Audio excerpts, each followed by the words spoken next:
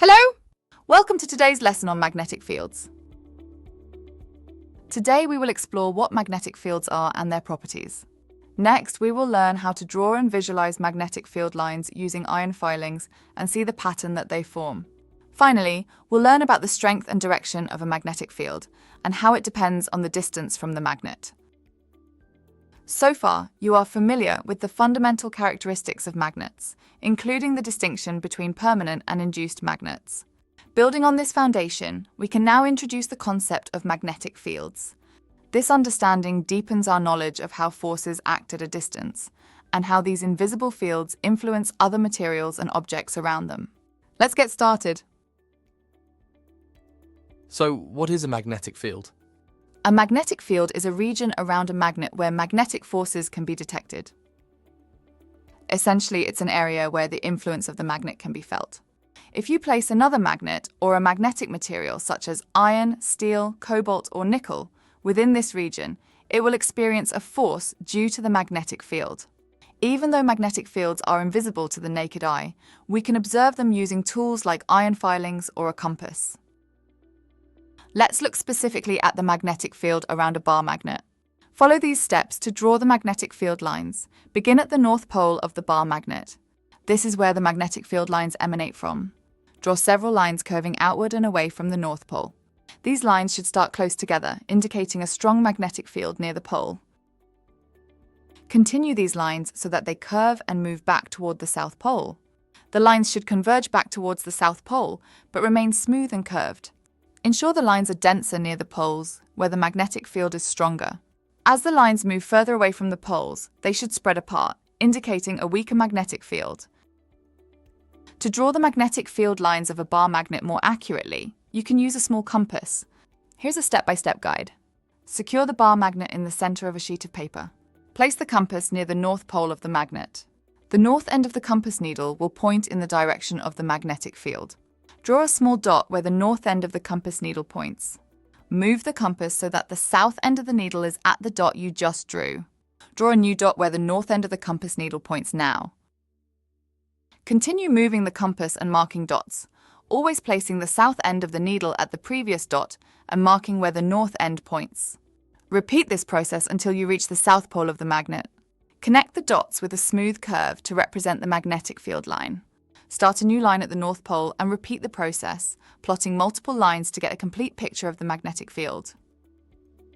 When completed, your diagram should show a few key things, including field lines emerging from the north pole and curving around to enter the south pole.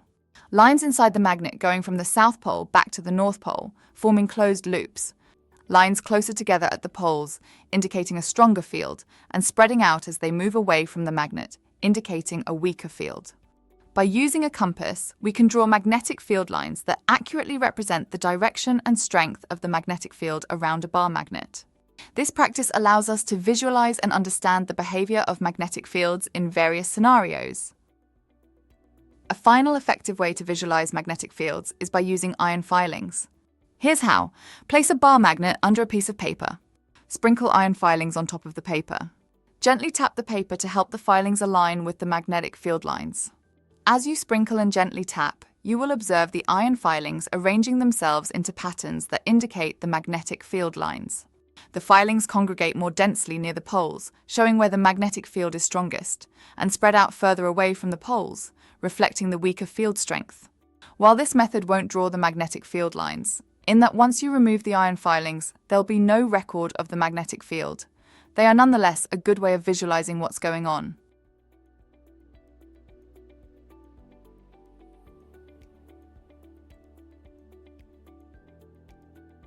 The strength of a magnetic field varies depending on the distance from the magnet. It is strongest at the poles of the magnet and decreases as you move further away. The field lines are denser near the poles, indicating a stronger field in those areas. As you move away from the poles, the field lines spread out, indicating a reduction in field strength. The direction of the magnetic field at any point is indicated by the direction of the force that would act on a north pole placed at that point. Imagine you have a small north pole, like the north end of a compass needle. When you place this north pole at different points around the magnet, it will move in the direction of the magnetic field at that point. The magnetic field lines start from the north pole of the magnet and end at the south pole.